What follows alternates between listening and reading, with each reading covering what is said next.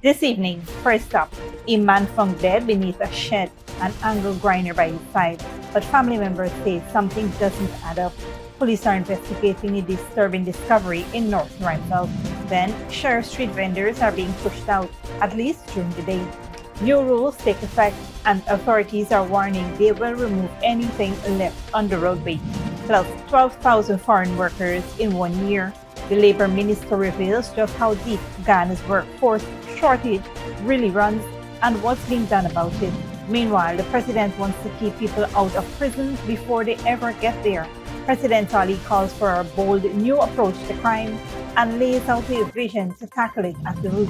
And President Donald Trump says he'd be honored to take over Cuba as the island faces an energy crisis and an oil blockade.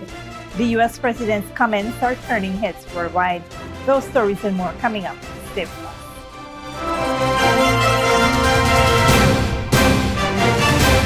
Welcome to this broadcast of Channel 2's Headline News Update for March 17, 2026. I'm Bibi Backus. Thank you for joining us. First up, a horrific discovery in North Ruimveldt on Monday afternoon has left relatives reeling after a 62-year-old man was found dead in a pool of blood beneath a shed in what investigators believe was a freak accident. Dead is Edward Emmanuel, whose body was discovered at Kaikan Street. According to reports, he is believed to have died while operating an angle grinder, with investigators suspecting that his upper body came into contact with the machine, resulting in fatal injuries. Police said the body was found lying face down with a deep wound to the neck and upper chest. The electrical tool was found plugged in next to him. The discovery was reportedly made by a juvenile in the area who alerted nearby residents. Emmanuel's niece said the family is struggling to understand the tragedy, noting that she had spoken with him earlier the same day. She also revealed that he had recently been involved in a family dispute over property, though she maintained he was not a violent person. Residents reported hearing the man shouting before the incident, but did not see anyone else in the area at the time. The Guyana Police Force has since launched an investigation to determine the exact circumstances surrounding the man's death. The body is currently awaiting a post-mortem examination. On a different note, vendors operating along the busy Sheriff Street to Mandela Avenue corridor will now have to clear the area during the day as authorities move to ease congestion and improve public safety. The Ministry of Public Works announced that vending will not be permitted between 6 a.m. and 6 p.m., citing the need to keep the roadway clear and accessible during peak hours. In a notice issued on Monday, the ministry acknowledged the economic importance of vending in the area, but stressed that the new restrictions is part of a strict daytime clearance policy aimed at maintaining order along the heavily trafficked corridor. Under the new rules, all trucks, caravans, and vending stalls must be removed during the restricted hours. Vending will, however, be allowed outside of that time frame. The ministry warned that any stalls or obstructions found on the roadway, pedestrian pathways, road shoulders, or reserves between the specified hours will be removed. These include caravans placed behind sidewalks or against nearby fences. Vendors have been urged to comply with the new measures as the government continues efforts to balance economic activity with road safety and traffic flow in one of the city's busiest areas. Moving on, a growing labor crunch in Guyana is driving a surge in foreign workers as the country struggles to keep pace with the demand of its fast-growing economy. More than 12,000 migrant workers were granted permits to work in Guyana in 2025. The disclosure was made by Labor and Manpower Planning Minister Keoma Griffith during an appearance on the Starting Point podcast, where he noted that the influx of foreign workers is helping to fill critical gaps across key sectors. According to the minister, migrant labor is being managed through an inter-ministerial system involving the Ministry of Labor and the Ministry of Home Affairs, which oversees work permits and security matters. We do have systems in place, right? It's an inter-ministerial system. Most of it is done by the Ministry of Home Affairs, because it's the Ministry of Home Affairs that has responsibility for security and for work permits. And so the Ministry of Home Affairs and the Ministry of Labor, we work on an interministerial basis to try to manage the migrant workers or issues of migration in this country as it pertains to labor. For 2025, we had just over 12,000 migrant workers registered in Guyana through obtaining work permits. Is there a system that can be strengthened? Yes, we acknowledge that. Are we taking steps to strengthen the system? Yes, we are. And so myself and the Minister of Home Affairs, we have started examining the issue, examining the current construct of the model, and looking at ways in which we can advance it towards a policy. The review is also being guided by developments at the regional, including a labor migration policy being developed by CARICOM. Minister Griffith emphasized that migrant workers are not replacing locals, but are supporting national development by filling workforce gaps as the country continues its rapid growth. He described the labor shortage as one of the country's most pressing challenges. Stick around when we return. President Ali pushes prison avoidance system as Ghana advances justice reform, and 109 vendors allocated new spots in Lagrange relocation exercise.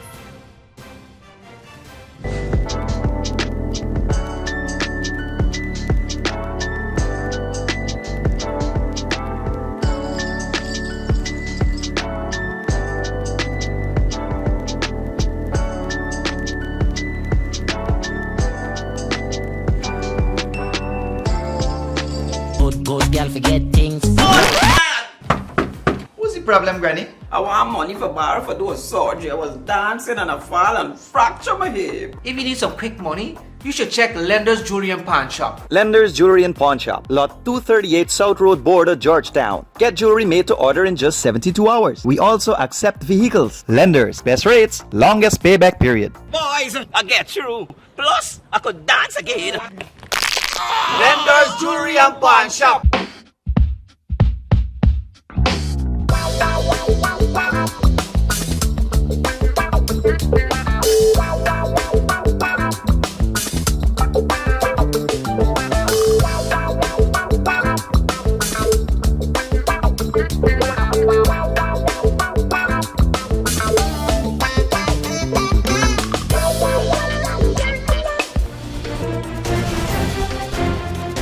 Welcome back. President Dr. Mohamed Irfaan Ali has called for a major shift in Ghana's approach to crime and punishment, urging the development of a prison avoidance system to tackle the root causes of crime before individuals enter the prison system. Speaking at the opening of the Ghana Prison Service Annual Senior Officers Conference at the Arthur Chung Conference Center on Monday, the president said the country's security strategy must be proactive and integrated, with the prison service playing a central role. He explained that the government's evolving approach goes beyond managing inmates and instead focuses on early intervention in communities and schools to prevent crime. A prison avoidance system that is built systemically on avoiding a culture of crime.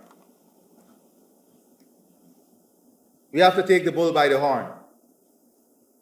We have to get into our secondary schools. We have a pandemic of gangs in the secondary schools across the region now. Across the region. Let's not shy away from it. We have to get into those schools. We have to get into those communities. We have to get into those homes. If we can bring the religious community and civil society as part of this movement and identify all the at-risk homes in a community, the broken homes in a community, identify communities with stigma. If we can do all of this, we will be able to address this challenge at the root cause. A high-level group is expected to be established to guide the development of this system across security and social sectors. President Ali also outlined the 7 A's to guide prison reform. Access, accountability, ability, agility, adaptability, affordability, and awareness. Because everything we plan to do, we must afford to do it. Therefore, our strategy must be one that is built upon the affordability of our country. It must be one that is able to integrate what has already been built in other security apparatus with that of the prison service. It is one that must have accountability built in every aspect of its work. The ability and agility to be flexible, to be nimble, to be operationally efficient. And that comes through training. It comes through access to opportunities.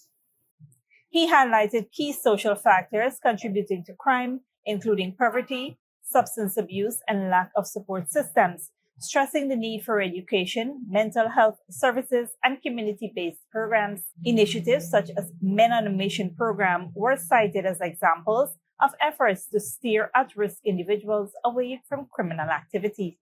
When we launched Men on Mission, the focus was how do we address these issues before they become a problem? And here is where the new focus should be. Here is where a well-defined system must be developed so that we can address these challenges even before trying to avoid them being repeated. Because our first order of business in creating a secure country and community must be to avoid persons going down the wrong path. And in this region, the CARICOM region, for a very long time, we have not paid enough attention to men and the role of men and the responsibility of men in our society. And as a result of the lack of attention, the influence, the positive influence nature of men has generally eroded in our societies across the region. And we must address it as a problem. We must not shy away from it. We must not hide from it. It is a structural problem in the region. That is why we launched the Men on Mission, so that those men who are part of that positive orientation, that they can lead this rebuilding. Many young people today, you speak to them, men, they don't have the confidence.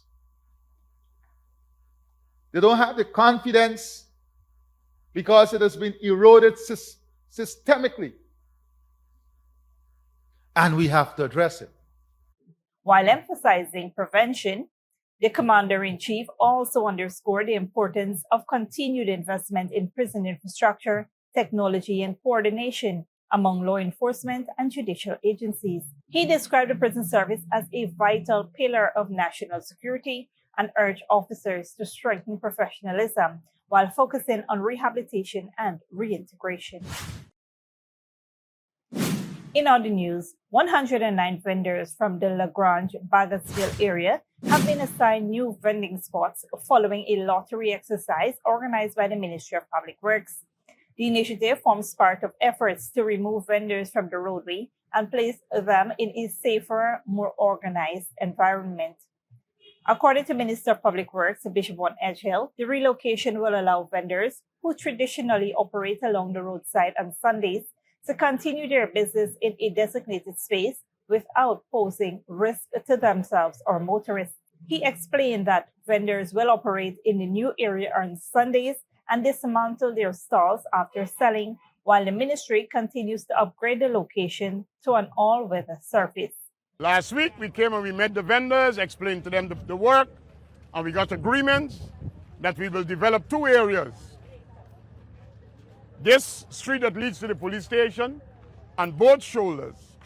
And when we were finished doing that, and we realized we didn't have enough space, we went to the other, which will be the southern side of the number 1 canal, and developed a space. A technical assessment conducted during peak vending hours confirmed the presence of 109 vendors, all of whom participated in the lottery to fairly determine their assigned spots. Vendors have welcomed the move, expressing satisfaction with the process, noting that it was conducted transparently and fairly. So you're going to pull your number, you're going to get your spot, you're going to sell tomorrow. When you finish selling tomorrow, you have to pick up your things and secure it, because we will continue to improve what we have here right now. You understand what I'm saying? Yeah. So by next week, Sunday, we'll be looking much improved as against what we have here. So this is not the final. There are plans in place for further upgrades. The relocation is part of the government's broader push to organize roadside vending better while allowing citizens to maintain their livelihoods. Don't go away after the break. Iran war hits U.S. farmers, and Trump says Hormuz Strait help on the way as allies reject military action.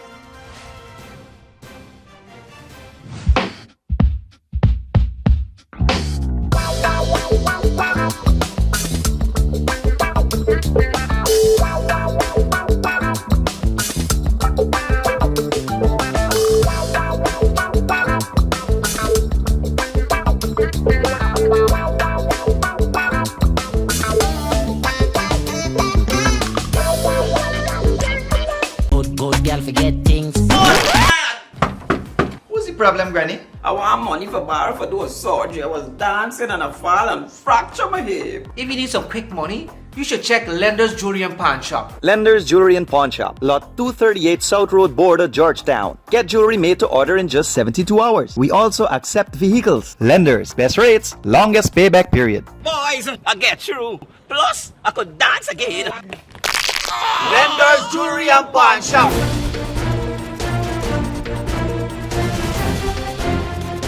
Welcome back. Now we take a look at what's happening in the region and around the world. Good evening, I'm Dominic Gittins tonight. Haitian police arrest former lawmaker Arnel Belizier amid rising violence and political tensions. President Trump suggests a possible U.S. takeover of crisis-hit Cuba. Middle East conflict threatens fertilizer supplies for American farmers, and Washington faces isolation over plans to reopen the Strait of Hormuz. We begin in Haiti. Haitian police have arrested former lawmaker Arnel Belizier days after he attempted to register a political party for the country's 2026 elections. Authorities say Belizier had been a fugitive for 2 months and faces charges including financial terrorism and conspiracy against state security. His arrest comes as Haiti grapples with worsening violence and growing concerns over links between political figures and armed gangs operating across the capital, Port-au-Prince. U.S. President Donald Trump said he would be, quote, honored to, quote, take over Cuba. The island nation is facing an energy crisis after Trump imposed an oil blockade in late January.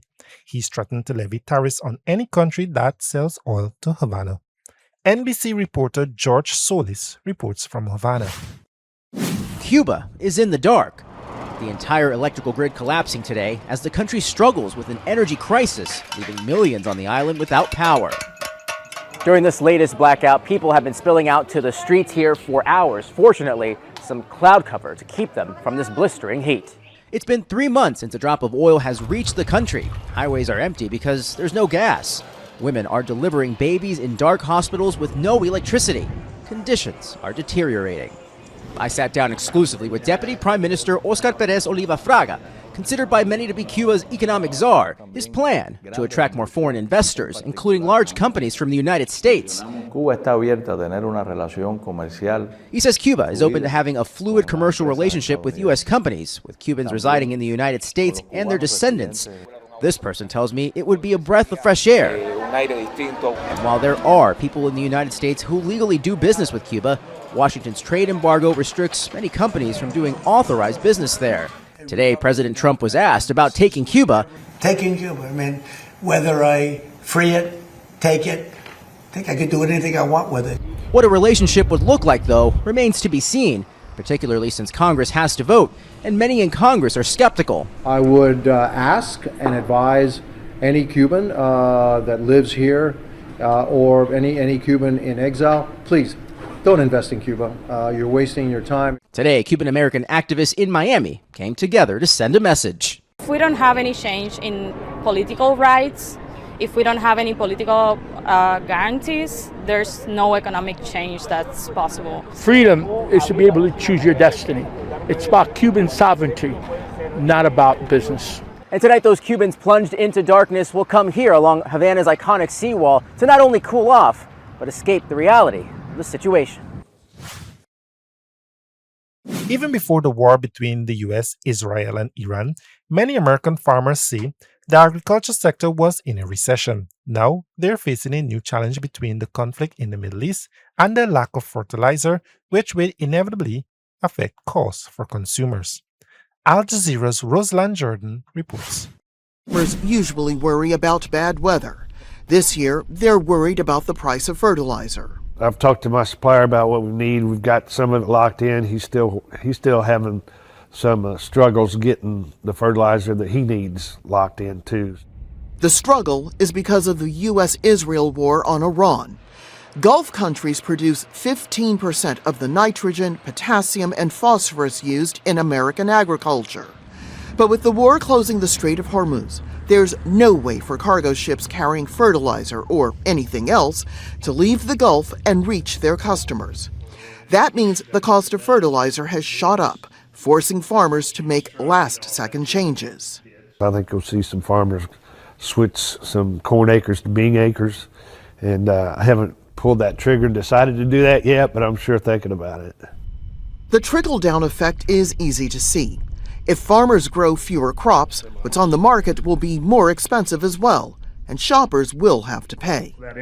Industry leaders say the only answer is to reopen the strait. Hopefully we can see some calming down of those prices and really get back to I don't know if there is such a thing as a normal year, but get back to some input prices that allow some profitability on those farms. One estimate says you'd need 10 naval destroyers to escort just 5 cargo tankers through the Strait of Hormuz right now. That's 10% of normal daily traffic. So no immediate price relief for farmers and consumers. What U.S. farmers say they need, a quick end to the war and even quicker shipping so they can get back to growing. Rosalind Jordan, Al Jazeera. The US is facing growing isolation over its plan to reopen the Strait of Hormuz. Iran effectively blocked the key shipping route after the US and Israel launched a military offensive on Iran. President Trump has called on countries to send warships and minesweepers to ensure tankers can transit safely. But he has been frustrated by the lack of support. Al Jazeera's White House correspondent Kimberly Halkett reports. U.S. President Donald Trump on Monday publicly pressured foreign leaders, expressing frustration. None has been enthusiastic about helping to escort oil tankers through the Strait of Hormuz. Numerous countries have told me they're on the way. Some are very enthusiastic about it, and some aren't. Some are countries that we've helped for many, many years. We've protected them. Trump argues countries like Japan and China, who rely on most of their oil traveling through the strait, have an obligation to help secure it after it was effectively shut down by Iran. Since the U.S. and Israel launched war on Iran, gas prices have gone up by almost $1 in many U.S. states. That's 30% more than many Americans were paying just a month ago. As U.S. allies balk at sending warships, Trump had this response. Maybe they don't want to be targeted, but I say, wouldn't matter if you're targeted or not, because this is a paper tiger that we're dealing with now. It wasn't a paper tiger 2 weeks ago. Trump told reporters the U.S. military has struck more than 7,000 Iranian targets, destroying Iranian missile and drone manufacturing plants. Asked whether the conflict could end soon and whether he'd be willing to talk to the Iranians. Look, all of their leaders are dead, as far as we know, but they're all dead. We don't know who we're dealing with. The Israeli military has projected strikes on Iran could continue for several more weeks. But Trump insists Israel's not considering using a nuclear weapon should the war escalate. Israel wouldn't do that. Israel would never do that. Donald Trump is expected to continue his pressure campaign on foreign leaders. On Thursday, Japan's prime minister will meet here at the White House with the U.S. president, where it's expected they'll discuss Trump's call to dispatch warships to the Strait of Hormuz. Kimberly Helkett, Al Jazeera, the White House. Thanks, Dominique. This brings us to the end of our regional and global news coverage. Up next is the 3-day weather forecast.